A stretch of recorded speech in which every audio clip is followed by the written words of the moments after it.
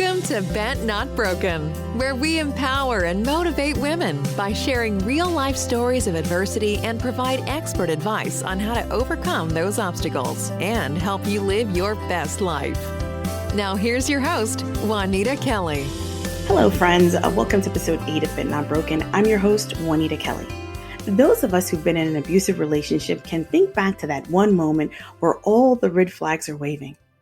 I call that the red flag moment, where you either choose to look at the problem for what it is and you look closer at the person's behavior, or you choose to ignore the problem and you focus your attention on yourself and how you can either help that person change, and you focus on the idea of how this relationship can fulfill your relationship fantasy. I was 17 years old the first time I caught a glimpse of the violent and abusive behavior of the person that I was dating. My best friend at the time, she lived a few blocks up from his house. And it was one Saturday afternoon, her and I were hanging out at her house, and somehow we got the bright idea to go over to his house and see what he was doing. So we jumped into my car, we drove up the street, we went over to his house, we found ourselves sitting in his bedroom, and we were all sitting there laughing and talking. We were having a good time. But like most 17-year-old girls, we wanted to go to the mall. So soon, we were like, hey, it's time for us to leave. So we started getting our things together.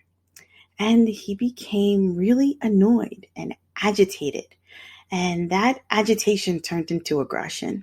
And in his frustration of not being able to control when I was leaving and how long I planned to stay, he balled up his hand into a fist and he punched his bedroom wall. I gasped. She screamed. She grabbed my arm and said, let's get out of here.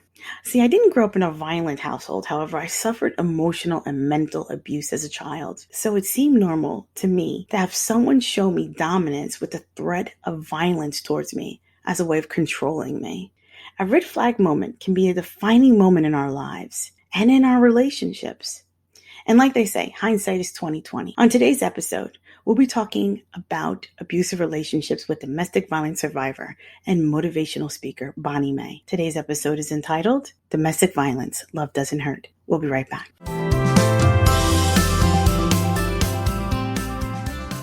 Welcome back to Bent Not Broken. Today I have the pleasure of having Bonnie Mae join us as a guest. Bonnie Mae is a domestic violence survivor and a speaker. She teaches youth and women and men about domestic abuse and violence. Bonnie, welcome to the show. Thank you for having me.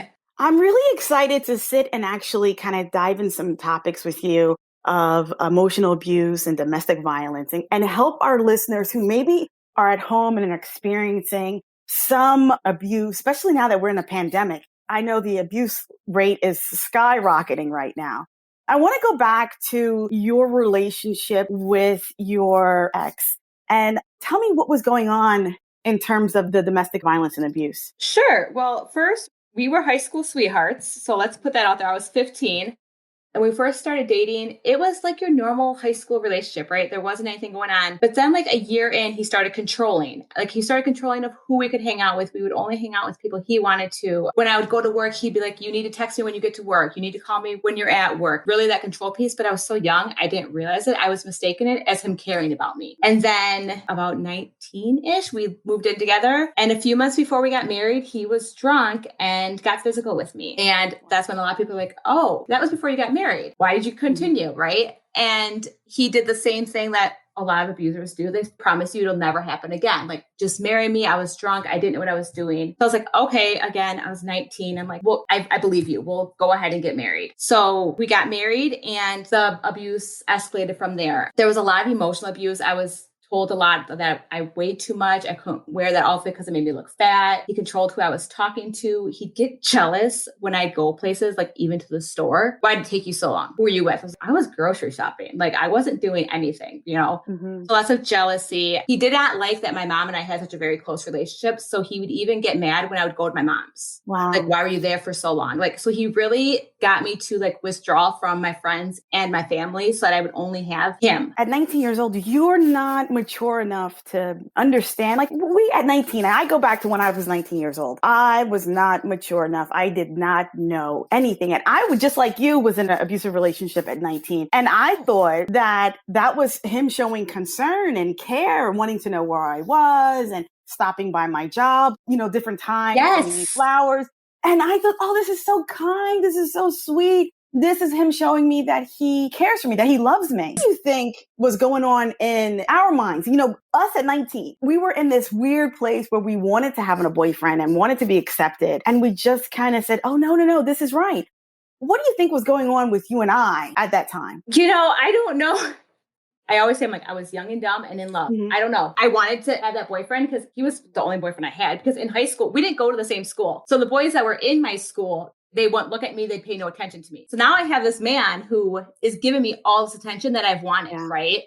So I was like, oh, he just wants to give me all this attention. This is how he shows me he loves me. I didn't know any different. Like you said, I'm like, we were 19. You're young. You're not. I should have never gotten married at that young, but it is what it is at this point, But I definitely was not thinking abuse, because I don't know about you, but when I was in high school, it wasn't talked about in the early 2000s. It was not talked about. I was like, I had no idea what was going on. I just thought it was normal. And I come from divorce. Yeah. I come from divorced parents. So I was like, okay, I didn't have a good role model of what a healthy relationship was supposed to look like to begin with. Yeah, I completely agree with you.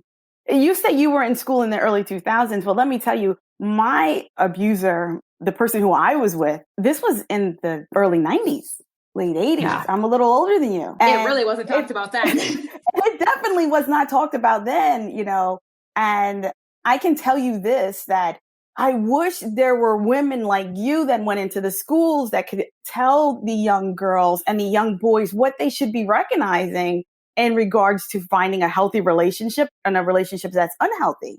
So when you go back to those times, were there a lot of red flags that you just kind of ignored? Looking back, oh gosh, yeah. Like I said, the controlling, the going through my phone, going through the internet history on, desktop computers, because we didn't have laptops back then. But during it, I don't know. I mean, after a while, I was like, wait a second, why do you have to know who I was texting? But at the same time, okay, he's just being nosy. I didn't think abuse. When I was younger, I thought abuse was only the physical. So I wasn't thinking of all the other stuff that comes with the abuse. What kind of impact did the abuse have on your life as an adult? Oh gosh, I am so hard on my body image, which I hate, because I so want women to have such a positive body image no matter what you look like. But I'm always critiquing myself. That self-confidence is not there. It's gotten better. Oh God, I hated my body for the longest time. And I had trust issues with people. How can you trust someone? Because the person who you did trust betrayed your trust. So now your guard is always up and you're always on alert. You're like, I don't like that. I don't trust that. I'm cautious about that. I'm iffy about that. I completely understand where you're coming from. When you go back to when you decided that enough was enough, what was the straw that kind of was that broke the camel's back, that you said, I don't deserve this anymore? So we had 2 kids at that time, and we had been evicted from our apartment because he was spending money that I did not know was being spent on stuff. So we couldn't pay our bills, and we got evicted, and we were living with a family friend who I'm very thankful they allowed us and our 2 kids to come live with them. But he was content living that life, dude, and he did not have a job. So I'm like, dude, you need to find us a job. I cannot support us. Plus I was going to school. So I was like, I can't work full time, plus go to school, plus take care of these 2 kids. Yeah. I'm like, you need to get a job. And he was content with it. Oh, this is perfect. And I'm like, okay, no, this is not, my kids deserve better. I deserve better. We're done. You just woke up one day and you were like, I deserve better.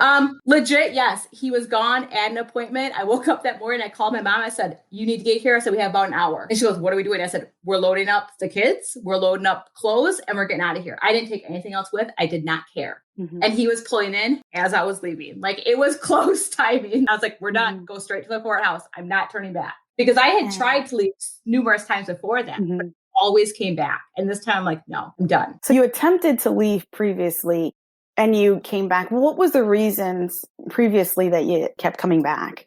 Oh gosh, there was a few of them. One of them, since I did come from divorced parents and my sister's divorced and my brother's divorced, I'm like, I'm not being like the rest of my family. I'm going to make this marriage work. So I don't know if that's stubbornness or what it was. And I didn't want my kids growing up. And I'm like, I don't want my kids I remember what's like going back and forth. It sucked going back and forth between 2 parents. So I really didn't want that for them. But I'm like, at the same time, this isn't good for them either. When I left, my oldest was almost 5. And I'm like, he's going to start remembering stuff. This is going to do more damage to him than if I leave. So you had a 5-year-old, and how old was your? It was 5 and almost 3. 3. So a 5-year-old and a 3-year-old, you packed up your Yep. bags. You and your mom start cleaning up the house, getting all your stuff out. And as you're pulling out of the driveway, he has come home pulling into the driveway. Tell me what happened. I have blocked out so much stuff. I was just actually talking to my boyfriend last night. I was like, the majority of my marriage is a blur. And we were together from 2001, got married in 2004, left in 2011. I'm like, that's a lot of years left that I don't remember. Mhm. But I remember him pulling in. I think he knew something was up. I mean, obviously he saw all the clothes and stuff in my car and he just started yelling, what do you think you're doing? You're not leaving with these kids. And my mom just kind of looked at her and said, we're leaving. You can't stop us. And she looked at me and she goes, get in the car. Don't say a word. So that's what I did. Like he was yelling at me and I just put the kids in the car and we drove off and he proceeded to call my phone numerous times and I didn't answer. Were you afraid? I was very afraid. He is an alcoholic. He has guns. That was another reason why I didn't want to leave. I'm like, what if he comes after me and my kids? You know, and that's another reason why I stayed. It's like, I don't want to know what's going to happen if I leave. But at the same time, I was like, I can't keep doing this. But oh God, yeah, I was scared. I thought for sure, I'm like, Mom, he's going to come to your house. And she goes, he doesn't know where I live. Because she had just moved a couple of years prior to that. She goes, he doesn't know where I live. I said, but he can find you. We live in a small town. Like, it's not that hard to find you, especially nowadays. Now you're a single mother and you're raising 2 small children. How were the struggles of being a parent of these 2 small boys alone? Oh my God. Well, I lived with my mom for a couple months before I was able to get out on my own. But I spent a lot of nights after I put them to bed crying and just wondering, did I make the right decision? Am I messing up my kids? Am I a failure as a mom? I had all this negative self-talk and I went into depression hard, which I didn't know at the time it was depression, right? I just thought I was emotional given the circumstances I was going through. But at that point, he was having the kids 2 days a week and then every other weekend. And when they were gone, I wasn't eating.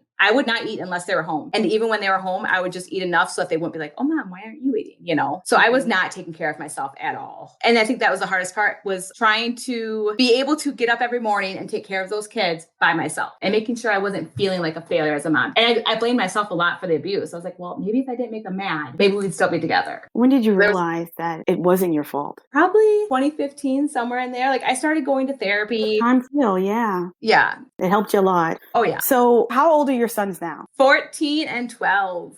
So now you have these young boys who are, and I hate to say this to your mom, but soon they're going to be dating. I know.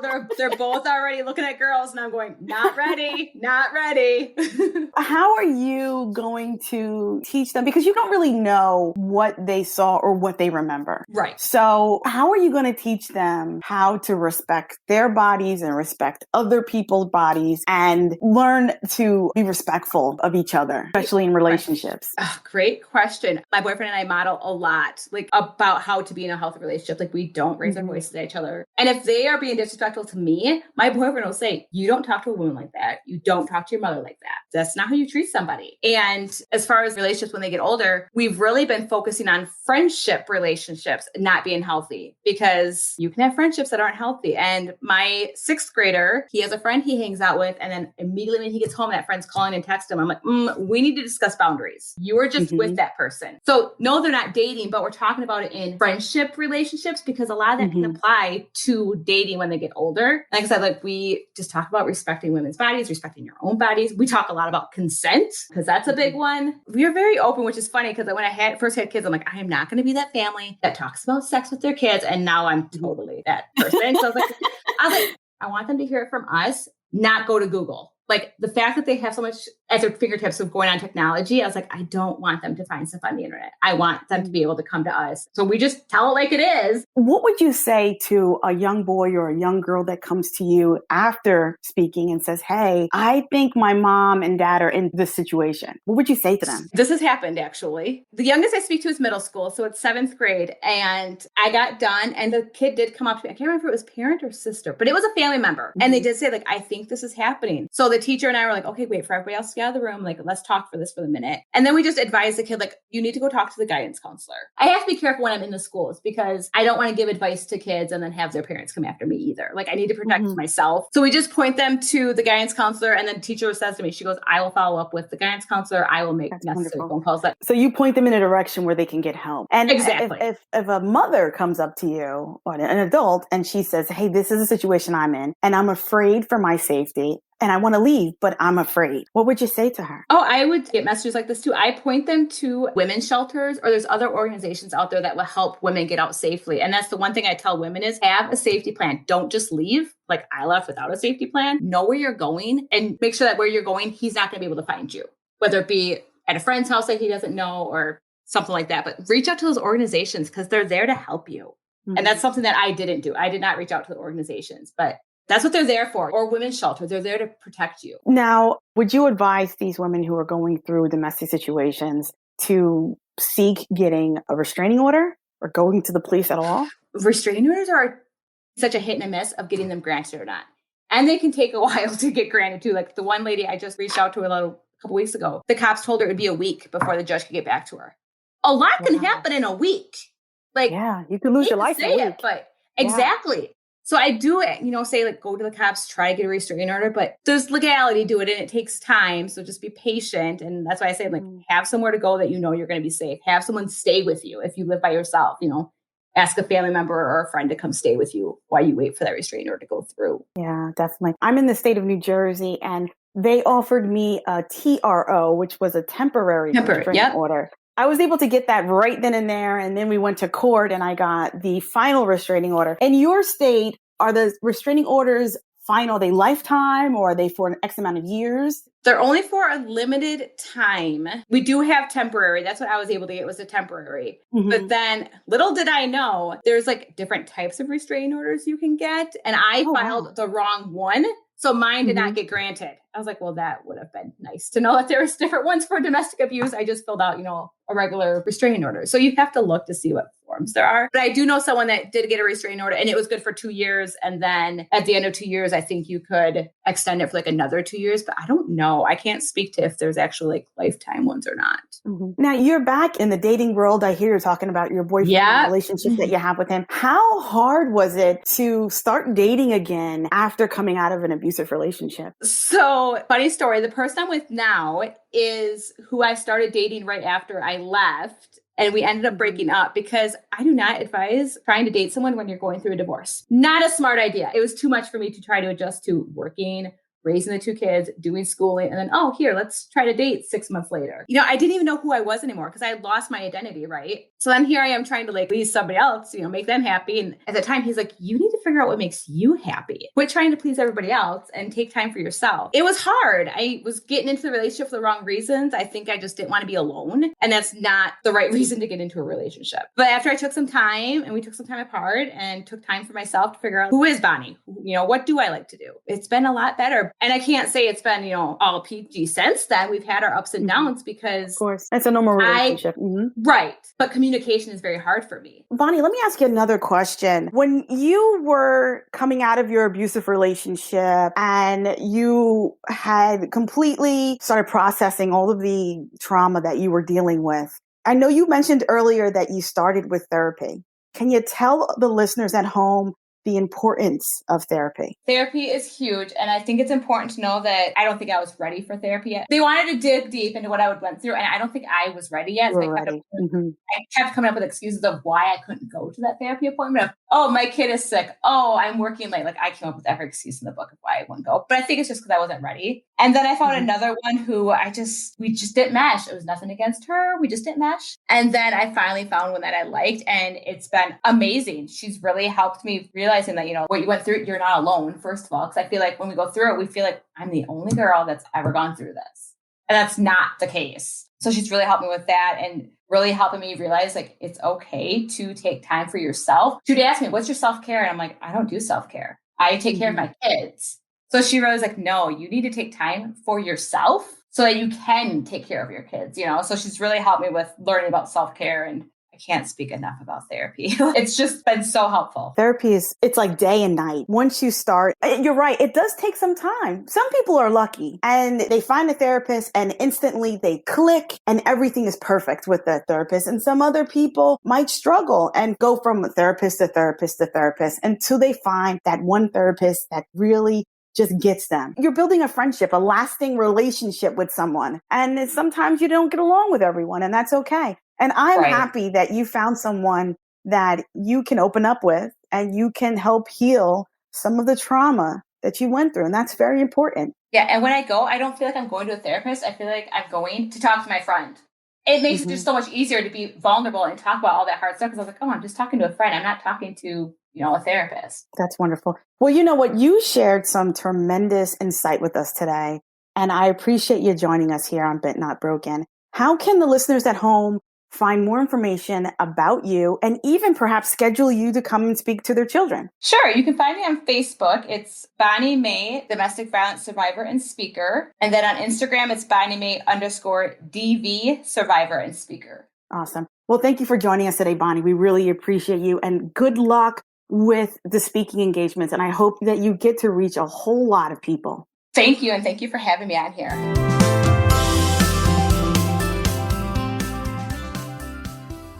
On the next episode of Bent Not Broken, we talk with author and mind-body medicine practitioner Lynn Del Mastro Thomas as we discuss taking a healing journey. Thank you all for joining us. We'll see you next time. Bye for now.